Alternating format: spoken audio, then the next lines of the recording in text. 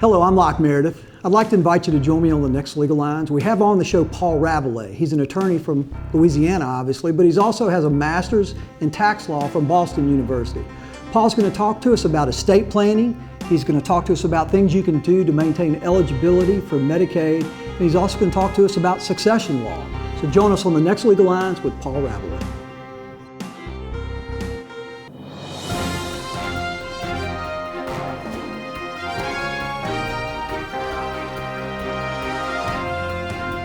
Hello, I'm Locke Meredith, and I'd like to thank you on behalf of myself, Sean Fagan, and Corey Ogeron, and our entire staff for letting us come into your homes for the last 10 years via Legal Lines. We hope that you've come to a greater understanding of how the law works and how the government works for you. So from all of us, thank you.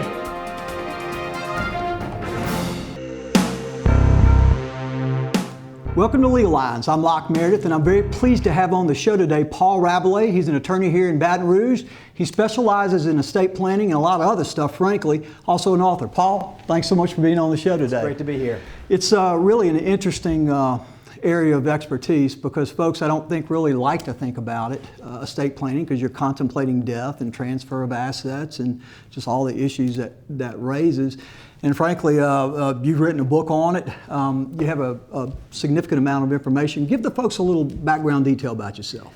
Yeah, I was born and raised here in Baton Rouge, big LSU fan, went to LSU Law School, went up to Boston for a year, earned a master's in tax law from Boston University's law school. That was a great experience.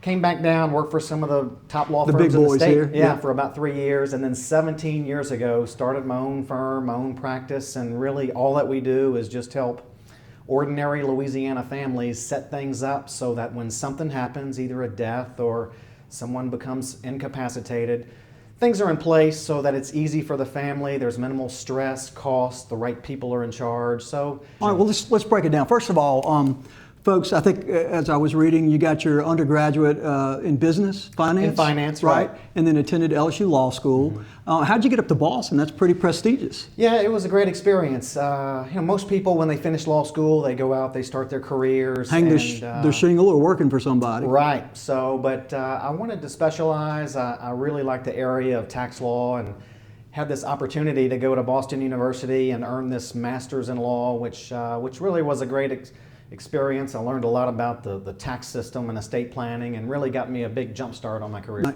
And frankly, it's an extraordinarily complicated area of the law because you have federal law that regulates it and you have state law that at times regulates all this stuff, right? Right, yeah, you really have to know it all. As much as I've done and I've written the book, I still don't know it all. I learn every day. Well, it changes all the time. It changes every time year. These guys get together, they're writing some new law, right. Or nuance. Plus, in Louisiana, our laws, we just have a different set of laws. Our Louisiana laws are based on the French traditions. All the other states are different, so got to keep up with a lot of stuff. Frankly, I've kind of had to face this recently. My father passed away. He had Alzheimer's and passed away in December of last year, and I have an elderly mom, and my wife's folks are elderly in their late 80s, and so kind of all these issues have really slapped us in the face.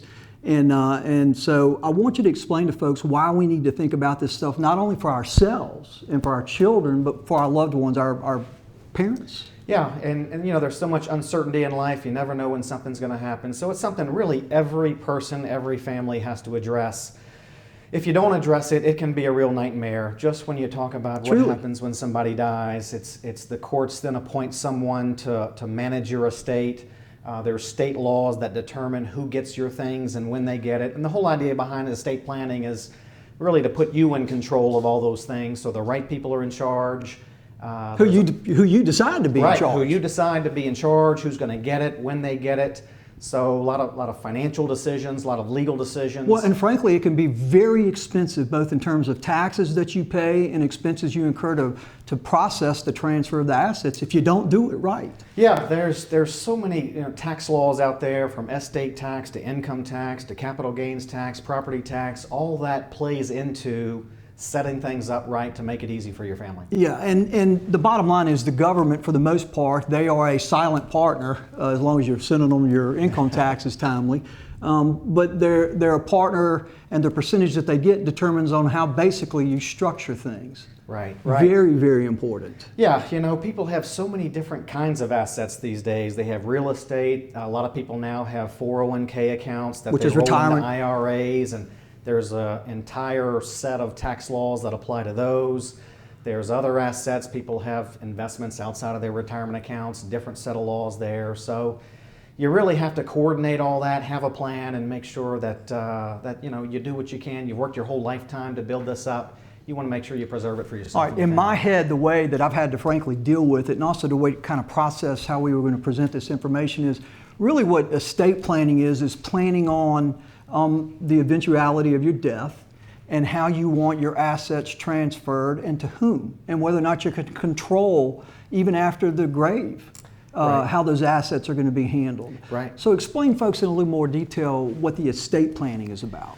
Well, that preparation for death, that's a real big part of estate planning. What do you do? What's the first step? Yeah, first step is you've got some decisions to make. You've got some decisions on the death preparation of who's going to be in charge. You may name an executor of a will, might be your spouse, might be an adult child. And you have total control over that. Right, and you control who's going to be in charge of that. If you don't designate that, then the court picks somebody. Then, of course, you can designate, who your heirs are. I was working with a woman yesterday, and she had 3 children, but she raised one of her grandchildren. She wanted to treat that grandchild like a child. So, of course, if she had not gone through this process of estate planning, that grandchild would have been left out. And since the grandchild was young, she didn't want that grandchild getting a lump sum while the child wasn't mature enough. So we set things up so that the portion for that grandchild is going to be managed for them until they're old enough and responsible enough. We also have a concept in Louisiana called forced heirship. Explain to the folks what that is. Yeah, unique. We're the only state that has it. Louisiana is the only state, and it's been watered down a little bit over the years, but essentially it applies if you want to minimize what a child gets or disinherit a child, which sometimes that has to occur. If you have children 23 or younger, or if you have children of any age but they're incapacitated, and there's a definition for that, you got to leave them something. You got to leave them a fourth of what you have. If you have 2 or more forced heirs, collectively they have to split a half. You can't leave them any less than that. So let's explain to folks. I guess the first thing you need to do is identify what you have in your head, really, frankly, before you get to that, is who do you want to receive your assets? Yeah, it's kind of a process of who do you want to receive it, who's going to be in charge. If you're incapacitated, who do you want making your financial and medical decisions? Do you need to maneuver any assets now to avoid taxes or to plan for a nursing home stay? All those are things that we talk about with families on a day-to-day basis. All right, and so I guess you pull out a sheet of paper and you start writing down what your assets are. Yeah, that's the first look. First thing you do is we need to know what you've got so we can plan for its preservation and its passing along. And depending on the kind of asset, you indicated this earlier, is going to really determine what things or options you have available to you to transfer the asset, maybe minimize taxation, and maybe maintain some control. Explain that. What you talked about real estate. What else do we have? Yeah. Well, we've got IRAs, retirement. Most people own real estate. They own a home. Sometimes they own additional real estate. They may own retirement accounts. They may own other investments. They may own a small business. They may own mineral interests. And so once we take a look at what you've got, then how much you have factors what you may do. The wealthier folks, they're more concerned about avoiding estate tax. The people with average or even below average means, their concerns are often centered around protecting assets from a nursing home stay so that you don't have to spend it all. So depending upon where you are may really determine what your objectives are and what you do to preserve what you have. All right, let's discuss real estate assets, because most folks are going to deal with that in some form or fashion. And let's say you have a spouse, because whether you have a spouse or not sometimes determines what you're going to do, right? Yeah, I mean, I was talking to a guy yesterday. He owns 6 different pieces of real estate. Yeah. Let's continue this on the next segment. This is Locke Meredith with Legal Lines. Paul Rabalais, estate planner. We'll be right back.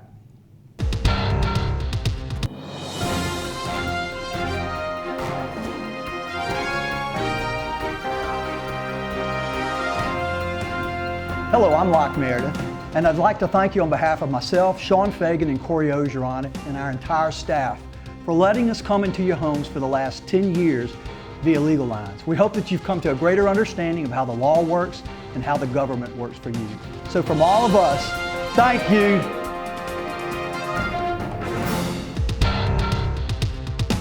Welcome back to Legal Lines. I'm Locke Meredith, and again, very pleased to have on the show today Paul Rabalais. He's an attorney who specializes in estate planning and has written a book about it. Also has a master's in tax law. Pretty impressive stuff. Paul, let's talk about kind of the typical scenario. We talked about how you have a house, folks have a car, they got a 401k or some form of profit sharing retirement plan, they got a kid or two, got a spouse. Right. What do you do for those folks? Yeah, that's the typical scenario. You've got a married couple, they have 2 or 3 children who are probably adults, but now the parents are thinking about estate planning and making things simple for their surviving family members. With our Louisiana law, we've got some special terms. What we usually set up for just ordinary families like that is we'll set up their wills so that when the husband dies, if he dies first, let's say he does, then he'll often leave his wife what's called the lifetime usufruct. It's a Louisiana-only term. You won't read it in any of the national publications. But you'll leave your spouse that lifetime usufruct. You can give your spouse the authority to be able to sell the house on her own, sell other things that she needs to sell to just live her maintain her ordinary standard of life. Without doing this, then the surviving spouse has to get permission from the children when they want to sell something. It gets the children and the spouses of the children more involved. So most married couples, first they want to make things easier for their surviving spouse. So we can set things up to really give that surviving spouse total control over the marital assets. So in this case, say the husband dies, he leaves a will that says my wife gets the use of basically everything that I own that's community property. And leave it separate property too, sure. And then transfers what's called naked ownership to his children. Yeah, that's another strange term we have. When you leave the usufruct to your wife, you have to name what's called naked owners, which are typically the children. Who's going to get the assets when the surviving spouse passes away? So it really is a neat concept. It protects the spouse. The spouse has the control over the assets. But when the surviving spouse dies, those assets are going to revert back to the children. Now, if that use is not left via a will, the Louisiana law, as I understand, still provides for that usufruct, but it will terminate upon remarriage. Is that right? It terminates upon remarriage. There's limited rights that the surviving spouse has to sell assets, sell the home, for example, which is common. So you can empower your surviving spouse greater by providing these extra powers in the will. So there's the number one reason to go out and get a will done is because you're able to give your wife or your husband control over the assets and not have the headaches that come with it if you don't have a will. Yeah, and it becomes even more important when you have spouses who have children from a prior marriage. You want to protect your spouse, but you also want to protect those children from the prior marriage.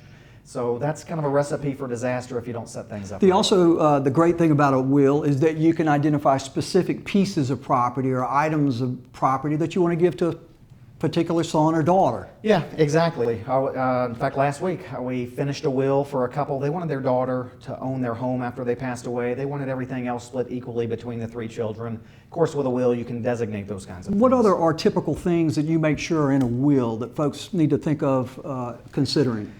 Well, other than who gets what and how they get it, it's a couple of big things are, designating your executor, who's going to be in charge of making sure that your will is followed when you die. And you can make that the spouse, right? You make it your spouse. You'll name an alternate, probably an adult child. Right. Or you can have co-executors. The other thing that we often include in wills is what's called trusts. If you're leaving things, if you're a parent with minor children, you want to designate that if you pass away, you not only name guardians for your children, but you designate that what your young children receive is going to be managed for them by the right people for the right reasons until they're more mature. And when we say minor, we mean a kid under 18. Under 18, yeah. Okay. So oftentimes, even in my own circumstance, my wife and I, if something happens to us, we have 5 kids.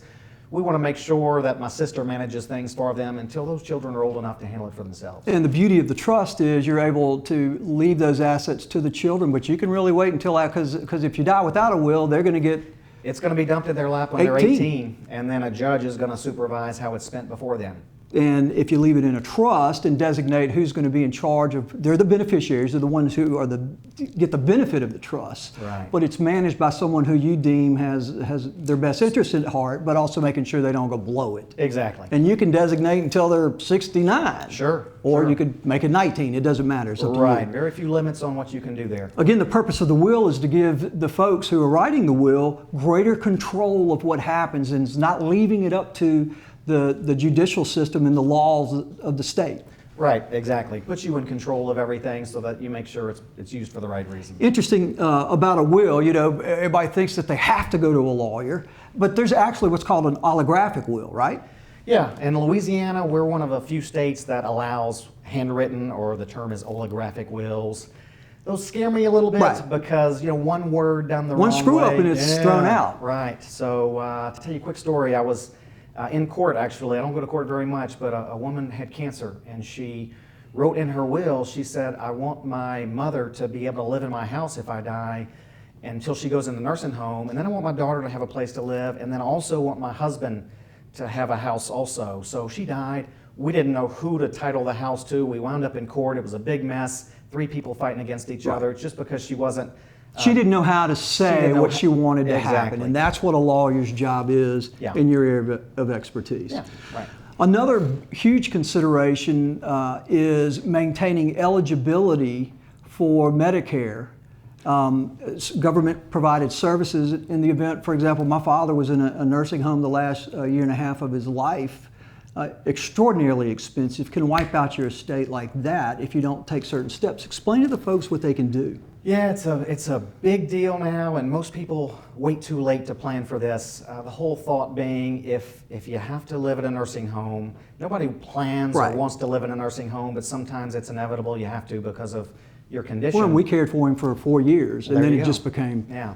It's about a $60,000 or $70,000 a year cost to reside in a nursing home. Medicare doesn't pay for it. Private health insurance doesn't pay for it. You've got to pay for it yourself unless you qualify for Medicaid. And to qualify for Medicaid, you really have to be determined poor under the state's definition. And quite frankly, what a big field of law now is kind of like with tax planning for older folks, trying to avoid taxes, people can position what they own so that in the future they'll qualify for these Medicaid benefits and they don't have to deplete their assets. So the bottom line is you're transferring assets in advance so that you have eligibility in the event that you need it. Yeah, and you really can't do it the month before Right. you go into a Isn't nursing it a home. 5-year It's window typically? Yeah, you got to really, to protect everything, you got to do it 5 years before you need that kind of care. And as I understand it, you can have ownership of a house, a car, maybe have paid for some funeral provisions Right. or something. Those are the big ones. And Yeah, other anything than above that, you've got to basically spend it or you're not eligible. Yeah, you can only have $2,000 in the bank or anything other than in your house and your car. If you have $2,000 in an IRA or in an investment or in a CD, nursing home's just going to tell you, hey, if you want to stay here, you've got to cough up $5,000 a month because you're not going to qualify for Medicaid. And so what do you do to help folks that are faced with this situation? They see it coming at them like Yeah. a freight train.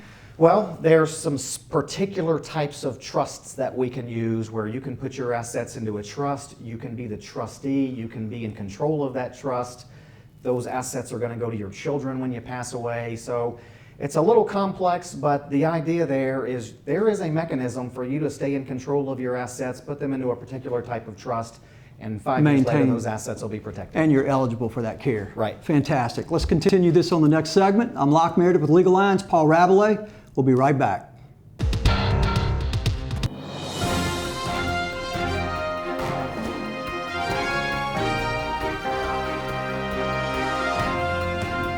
Hello, I'm Locke Meredith, and I'd like to thank you on behalf of myself, Sean Fagan, and Corey Ogeron, and our entire staff for letting us come into your homes for the last 10 years via Legal Lines. We hope that you've come to a greater understanding of how the law works and how the government works for you. So from all of us, thank you.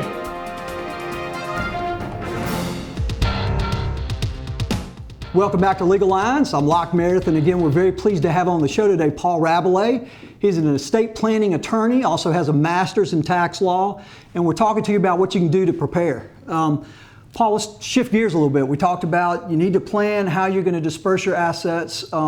prior to death so that it's done efficiently, cheaply, and it goes to who you want to receive it when they need it.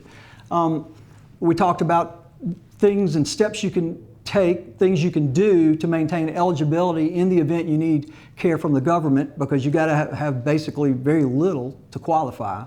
Let's shift gears and now let's talk about successions, because that's basically, well, you explain what a succession is. Yeah, it's a lot of people don't really understand it, but anytime somebody dies with some assets in their name, which happens every day, the family has to go through a court proceeding. Louisiana calls it a succession. All of the other states call it a probate. It's that court-supervised process of getting the house, the bank accounts, the investments, the assets transferred from the name of the person who died into the names of the heirs. It's not an easy process to go through. It's expensive. You hire law firms. There's court fees. There's delays that are inherent in that. So the key is either to set it up to make that process simple with your will and with other things that you can do, or there's another alternative that people are starting to use quite frequently. It involves setting up a revocable living trust to really bypass that court proceeding. And the concept here that we're dealing with is basically transferring ownership of the asset to your heirs in advance of your death. Yes, I mean, if you use a trust, you will set things up so that the trust is in your name, you're in control of the trust, but you've designated in that trust perhaps a child to be what's called the trustee when you die, to distribute the assets to perhaps your children who are the beneficiaries of your trust. So our trust law allows us to set things up that way so that when you die, you've got a family member in charge. It bypasses the court system, bypasses the law firms, and really the family can take care of all those transfers by themselves. And kind of the way I've processed it in my head is the trust is like a corporation. You set up a corporation, you transfer the assets to the corporation, you're the beneficiary or the shareholder of the corporation or employee, however you want to, they can distribute the assets to you, but it's administered by folks you decide. Right, exactly. So, and there's provisions in there for what happens when you die, who's going to be in charge, who can get at the assets, and that kind of thing. Now, the key word you used when you described the trust is revocable. What do you mean? Yeah, well, revocable versus irrevocable. Like for Medicaid, we have to use these irrevocable trusts, but nobody wants to relinquish control over what they have if they can avoid it. You know, you've worked your lifetime to build what you have, so these revocable trusts are used primarily to avoid the court system of transferring assets when you die, but allows you to keep absolute control of everything. You can buy, sell, spend, give away. You can revoke it, you can change it, you stay in control of everything. Now, we indicated one of the main goals of that process of transferring the assets to the trust is to minimize your expenses so that you don't have to go to the courts for them to transfer the assets. You do it in advance of death. Another huge benefit of that process is the avoidance of taxes. Explain that to the folks. Big deal. Taxes have been a huge deal over the years. Our laws right now are a little more lenient. You know, for years as I was a lawyer, if somebody died and you add up their house and their life insurance and everything they had, if they had more than $600,000, there was a 55% estate tax. Huge. You know, big tax. And but now, with our crazy Congress and the way they're operating, this year and next year, a person can die with up to $5 million of assets. If you're married, $10 million, and there won't be any estate tax. That's scheduled in 2013 if you die then or after to come back to $1 million. So a few more families will get hit with that unless they change things again. And explain to the folks the whole tax system and how it's set up for the estate tax. In other words, if the assets are run through the estate, then the government can get their hands on it as a tax. But if it's not run through the estate, either you gift it to your children or your heirs in advance, and you can do a certain amount without any kind of gift taxes, right. Or you can do it this trust. Explain what we're talking about. Yeah, so to keep it simple, really the way to avoid estate tax is to start transferring things to your kids or your heirs during your lifetime. And that's what, $12,500 per kid? It's $13,000 is the rule for this year. So married couples can give $26,000 to as many people as they want to every year. They're getting assets out of their estate. Those assets and the future growth of those assets will all avoid this 40-50% estate tax. So when you give it away, you can either just give it to them or you can put it in trust for them so you retain more control over how those assets get managed after you give them away. You mentioned life insurance, and that is a very unique asset that's available to folks that, if structured correctly, there will be no taxation on it also. Explain to the folks that. Yeah, everybody messes that up, or at least the ill-informed do. It has to do with who owns the life insurance policy. If you own a life insurance policy on your life and when you die, then that $1 million of life insurance or whatever it is part of your estate. It's going to be subject to the 50% estate tax. You can make a trust or your children the owners and beneficiaries of the life insurance, completely avoids the estate